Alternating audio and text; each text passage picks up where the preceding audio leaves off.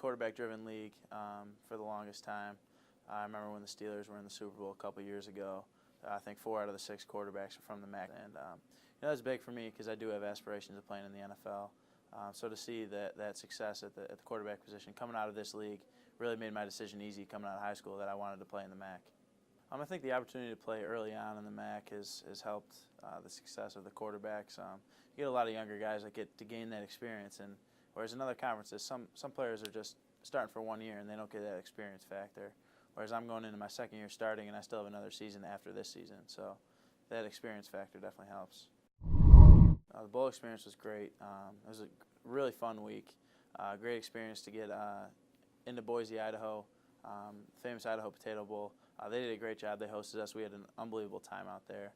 We didn't play too well on the field on game day, but the experience we had, we'll never forget that. It was a good time, and I'm glad we got that experience. I'm hoping to go to another one this year. I firmly believe that we have the best offensive line in the MAC. So I think that the running game obviously is their bread and butter. It's what they take pride in. And it starts, we had one of the best running backs in the conference last year in Brandon Oliver. This year we're going to have a guy running the ball, Devin Campbell, Jordan Johnson, and then Anthony Taylor will be our starter. So those are 3 guys that are very capable of running the football. It's very cool to be able to play on those Tuesday, Wednesday night games. MACtion is taking over the nation on those nights, and people look forward to it because there's usually no other sports on. So you take over the television, and everyone across the country is watching.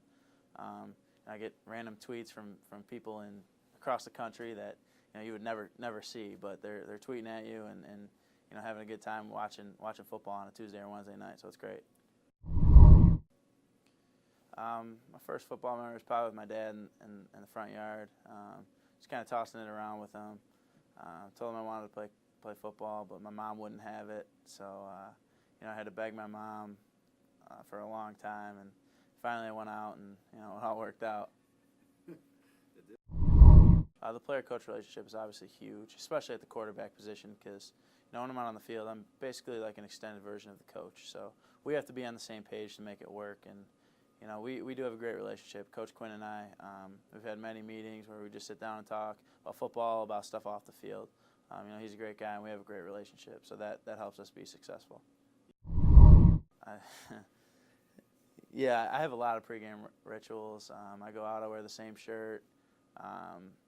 I wear my high school's T-shirt underneath my jersey. I go out on the field, throw a couple passes, and then as I'm walking off before we really come out for pre-games, I have to say hello to my dad, go talk to him for a second. That's pretty much it in college. In high school, I was a little bit more crazy.